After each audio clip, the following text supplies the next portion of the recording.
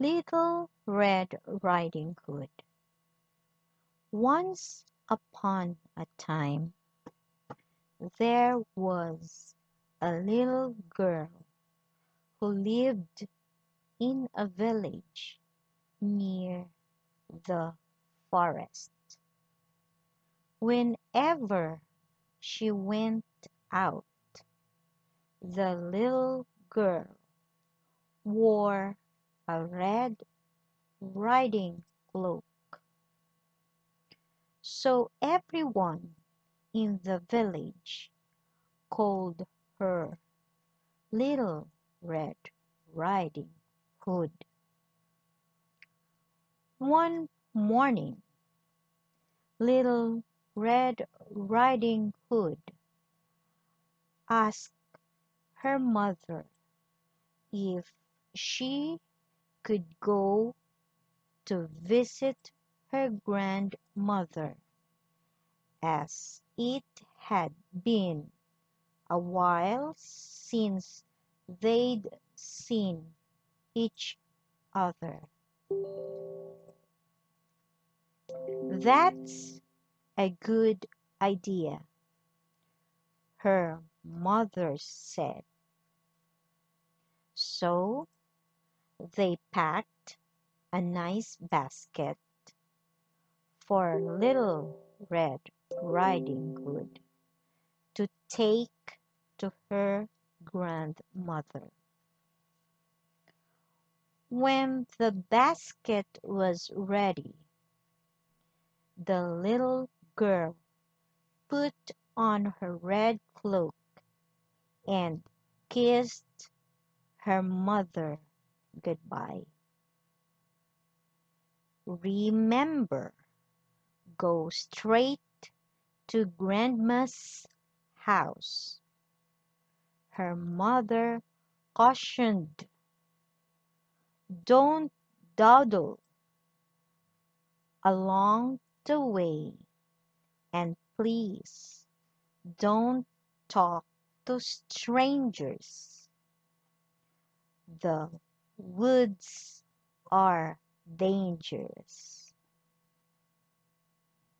Don't worry, Mommy, said Little Red Riding Hood. I'll be careful.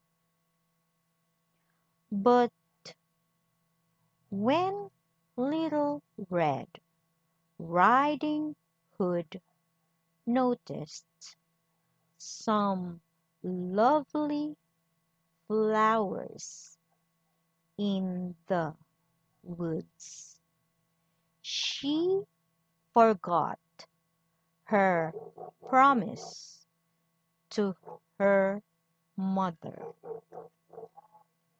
She picked a few, watched the butterflies flit around for a while, listened to the frogs croaking, and then picked a few more.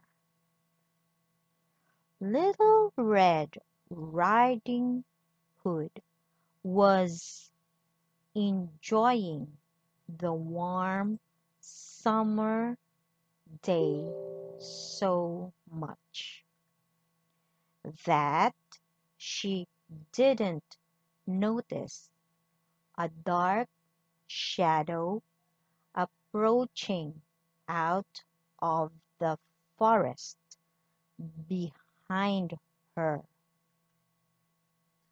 Suddenly, the wolf appeared beside her.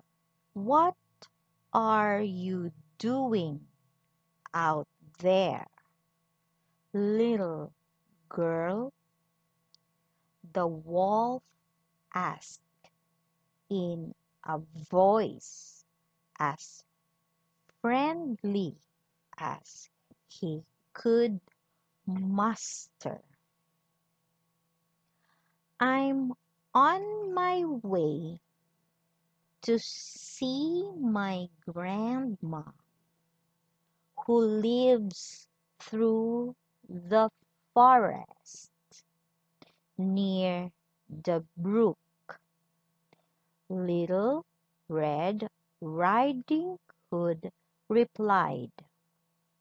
Then she realized how late she was and quickly excused herself, rushing down the path to her grandma's house.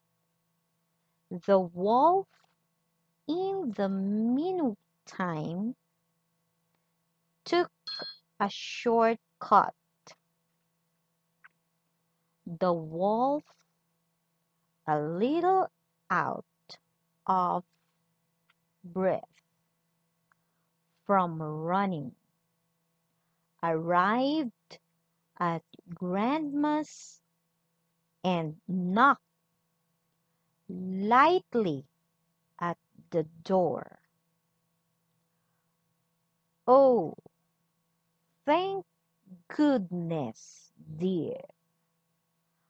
Come in, come in. I was worried sick that something had happened to you in the forest," said Grandma, thinking that the knock was her granddaughter. The wolf let himself in. Poor Granny did not have time to say another word before the wolf gobbled her up. The wolf let out a satisfied burp and then poked through Granny's wardrobe to find a nightgown that he liked. He added a frilly sleeping cap,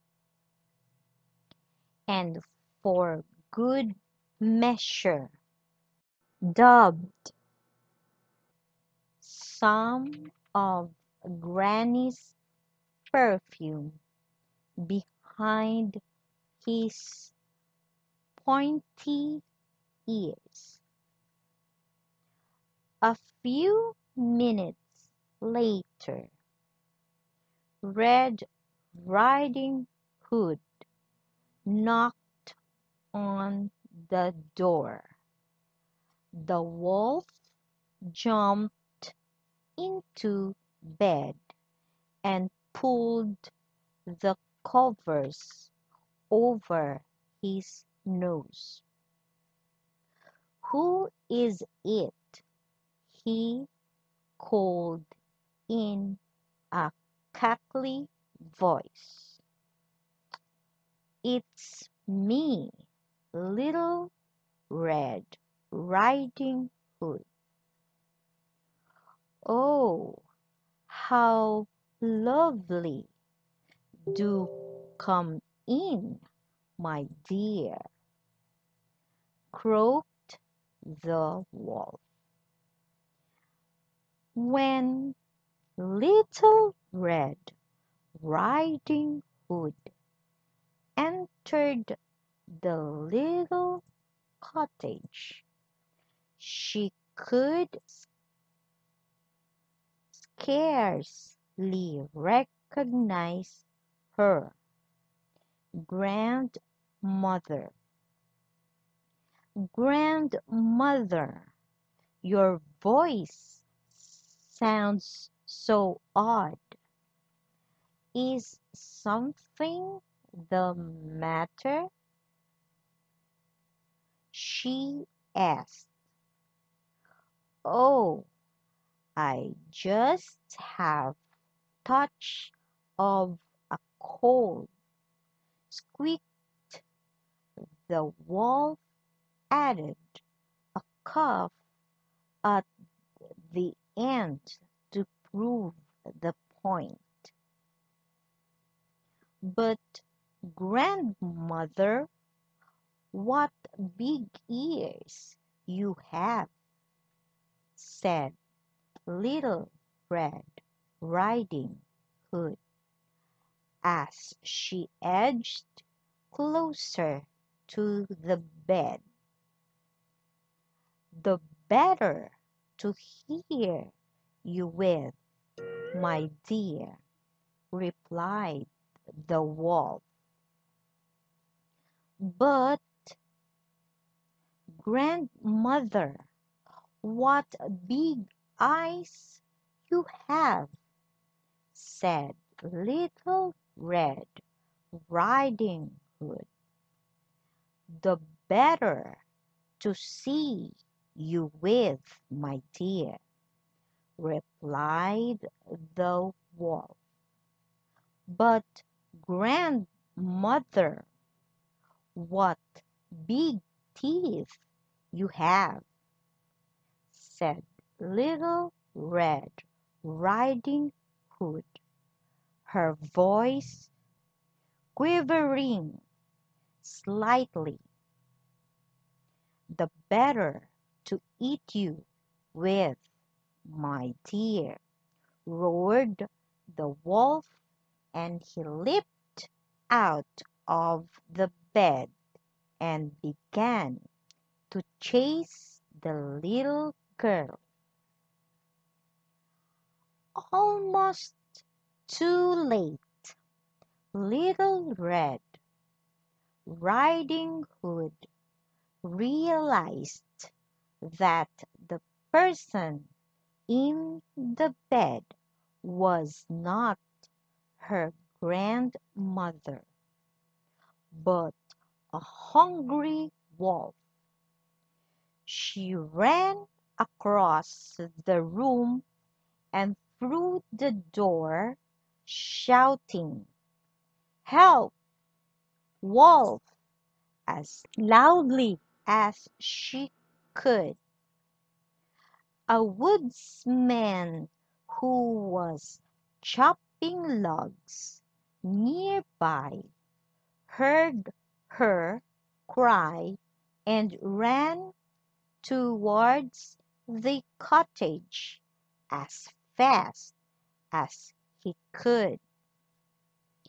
He grabbed the wolf and made him spit out the poor grandmother, who was a bit frazzled by the whole experience, but still in one piece. "Oh, Grandma, I was so scared," sobbed Little Red Riding Hood. "I'll never speak to strangers or dawdle in the forest again."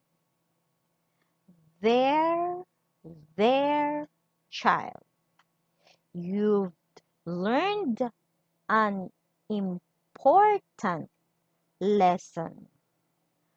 Thank goodness you shouted loud enough for this kind woodsman to hear you." The woodsman knocked out the wolf and carried him deep into the forest where he wouldn't bother people any longer. Little Red Riding Hood and her grandmother had a nice lunch and a long chat.